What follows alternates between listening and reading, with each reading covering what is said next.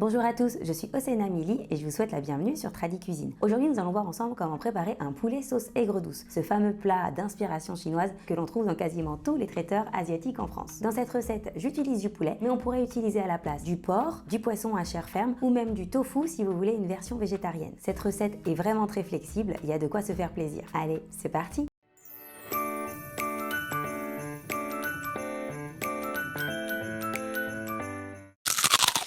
On va commencer par préparer nos beignets de poulet. Pour 4 personnes, il nous faudra 500 g d'escalope de poulet, coupées en morceaux de même taille pour pouvoir bien gérer la cuisson, et ni trop gros ni trop petits, disons la taille d'une bouchée, pour que ce soit plus agréable à manger. Vous pouvez prendre de la cuisse de poulet si vous préférez, mais nous à la maison on n'est pas trop fan de friture avec de la cuisse parce que ça donne un effet gras sur gras qu'on n'apprécie pas trop. Une fois le poulet coupé, transférez-le dans un saladier. On prépare ensuite la marinade du poulet. Tout d'abord, il nous faudra 20 g de sauce soja claire et 20 g de vin de Shaoxing, ou de l'eau si vous n'en avez pas. En fait, ce mélange de liquide a pour but d'être absorbé par le poulet pendant qu'il marine, non seulement pour l'assaisonner, mais surtout pour éviter qu'il ne devienne sec pendant la cuisson. Pour terminer l'assaisonnement, on peut ajouter une cuillère à café d'huile de sésame grillée et un peu de poivre. Ensuite, on va ajouter à notre marinade de quoi créer une fine panure qui tient bien autour de nos morceaux de poulet. Pour ça, il nous faudra 20 g de farine, 20 g de fécule de maïs type maïzena et 5 g de bicarbonate de soude si vous en avez. En fait, il permet d'obtenir une panure moins dense et plus légère. On mélange bien le tout, puis on termine notre panure en incorporant un œuf entier. Une fois que tout est bien combiné, on verse cette marinade sur le poulet et on mélange bien pour enrober chaque morceau de poulet. On laisse ensuite mariner pendant environ 30 minutes, le temps de préparer le reste des ingrédients. On va d'abord préparer la sauce. Dans un bol, on ajoute 50 g de ketchup, qui est en fait l'ingrédient de base de la sauce aigre douce, de par sa nature acide et sucrée, mais vous pouvez le remplacer par du concentré de tomate si vous préférez. Ensuite, on ajoute 35 g de sauce aux prunes chinoises ou bien 35 g de confiture d'abricot. En fait, ça fonctionne très bien aussi. Il nous faudra en plus de la sauce de piment asiatique, comme par exemple la fameuse sauce sriracha ou encore du sambal olek, qui sont des sauces principalement composées de piment, sucre et vinaigre. Attention, je ne parle pas des huiles pimentées asiatiques. Alors pour la quantité de sauce de piment, ça va en fait dépendre de votre tolérance au piment. Mais dans tous les cas, je recommande de mettre au moins 20 g de sauce de piment. Par exemple, moi ici, j'ai mis 30 g de cette sauce de piment chinoise. Enfin, j'ajoute 25 g de vinaigre de cidre, ou bien du vinaigre de riz ou du vinaigre blanc, 20 g de sauce soja claire, 20 g de sucre et un peu de poivre. Voilà pour ma recette de base qui va vous donner une sauce acidulée, légèrement sucrée et pas trop pimentée. N'hésitez pas ensuite à jouer avec les proportions de ma recette pour obtenir la sauce aigre douce qui réalise le parfait compromis pour vous en termes d'acidulé, sucré et pimenté.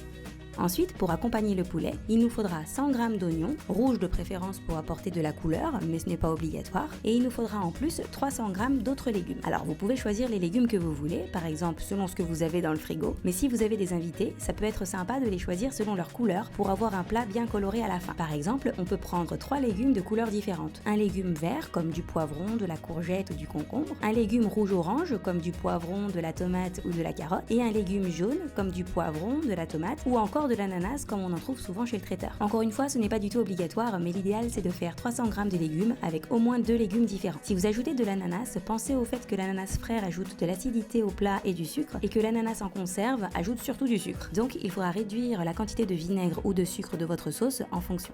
Une fois les légumes choisis, il faut les découper de manière à ce qu'ils cuisent rapidement au wok ou dans une sauteuse. Pour les oignons, on va les couper en cubes et séparer les lamelles pour faciliter la cuisson. Pour les poivrons, je les coupe eux aussi en petits cubes, en retirant bien sûr les pépins. Pour la courgette ou le concombre, je les coupe en 4 dans le sens de la longueur, puis je coupe des tranches pas trop fines parce que ces légumes cuisent plus rapidement que les autres. Pour la carotte, c'est le contraire. Il faudra couper des morceaux assez fins parce que la carotte cuit plus lentement. En procédant comme ça, on va pouvoir mettre tous les légumes en même temps dans le wok. Par contre, pour la tomate et l'ananas, je préfère les ajouter en fin de cuisson pour qu'ils gardent de la texture. Eux aussi devront être coupés en petits cubes, sauf les tomates cerises qu'on peut juste couper en 2.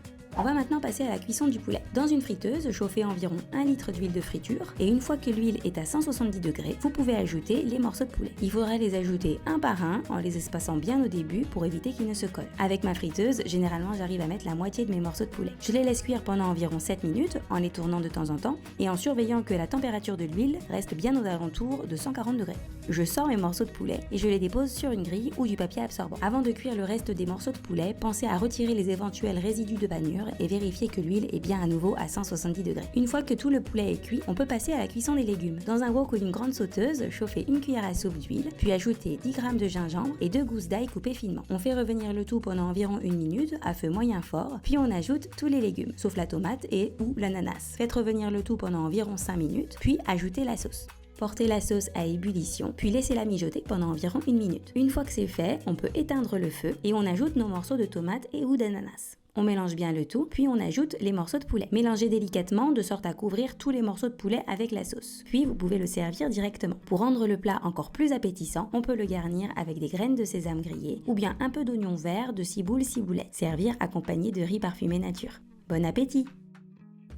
Et voilà, j'espère que cette vidéo vous a plu. Si c'est le cas, n'hésitez pas à vous abonner et à partager la vidéo autour de vous. Pour plus de détails, rendez-vous sur tradicuisine.com. Si vous réalisez une de mes recettes, n'hésitez pas à me laisser un commentaire pour me dire si elle vous a plu ou à m'envoyer vos photos par mail, Instagram ou Facebook, ça me fait toujours très plaisir. Et pour ne pas manquer ma prochaine vidéo sur les kébés, je vous invite à cliquer sur la cloche et je vous dis à bientôt pour de nouvelles recettes traditionnelles du monde. Bye bye!